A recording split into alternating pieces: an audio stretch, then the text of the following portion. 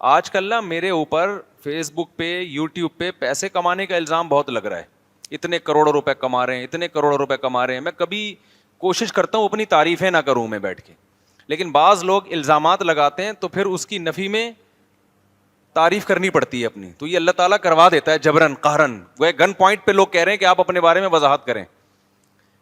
پہلے بھی ہوتے تھے, یہ چند لوگ کرتے تھے, اب تو ایک پورا پروپیگنڈے کے تحت جب کسی کو الزام کے لیے کچھ نہیں ملتا نا, تو پھر یہ کہ چندے سے پیسہ کما رہے ہیں, پھر یوٹیوب سے پیسہ کما رہے ہیں, اور فلانی جگہ سے پیسہ کما رہے ہیں, یہ مولوی پیسوں کے لالچی ہوتے ہیں.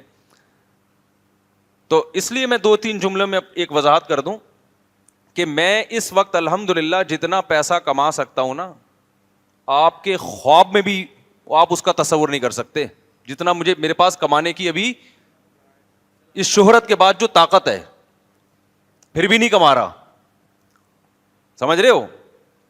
مجھے جو اللہ نے رزق دیا نا, وہ میری چاہت کے بغیر, اور میں رزق کے آگے آگے اور رزق میرے پیچھے پیچھے, اس طرح سے مجھے مل رہا ہے. اپنی محنت, اپنی سوچ, بلکہ یہاں تک کہ رزق نہ کمانے کی پوری کوشش, جس کو حماقت کہتے ہیں. میرا جب بزنس, ابھی تو میں نے وہ ختم کر دیا, ابھی پرسوں ہی ختم کیا, تو اب مجھے بتانے میں کوئی حرج نہیں. میرا شہد کا بزنس ہے تقریباً 15-16 سال سے. میں اگر اپنی کمپنی کا نام یہاں ممبر پہ بیٹھ کے ایک دفعہ اناؤنس کر دیتا کہ یہ میرا شہد ہے, یہ میری شہد کی بوتل ہے, ممبر پہ نہ کرتا, یوٹیوب چینل پہ اناؤنس کر دیتا, آپ کیا سمجھتے ہو کہ کم سیل ہوتی منتھلی؟ بولو نا.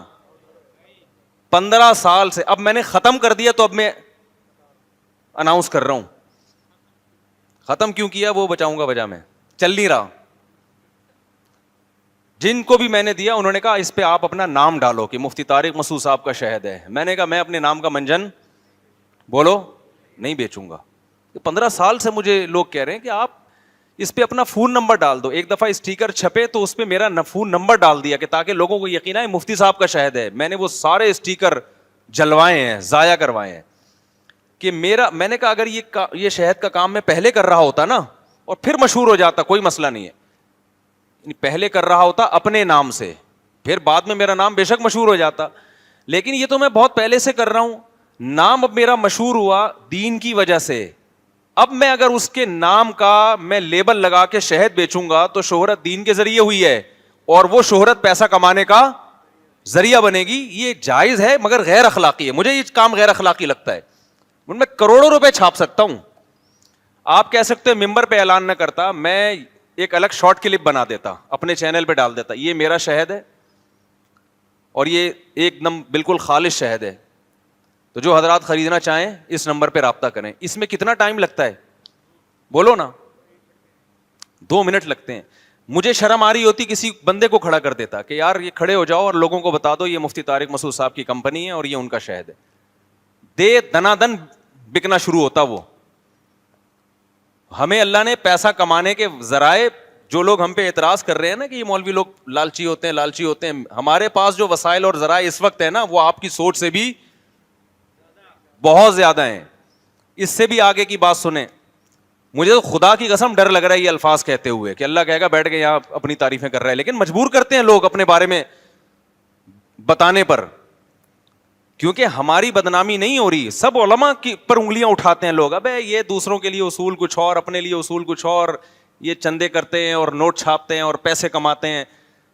تو آپ کو اگر آپ کسی تاجر سے پوچھو کہ برانڈ کی جو ویلیو ہے نا تجارت میں, نام کی جو ویلیو ہے, لوگ نام خریدنے کی کوشش کرتے ہیں.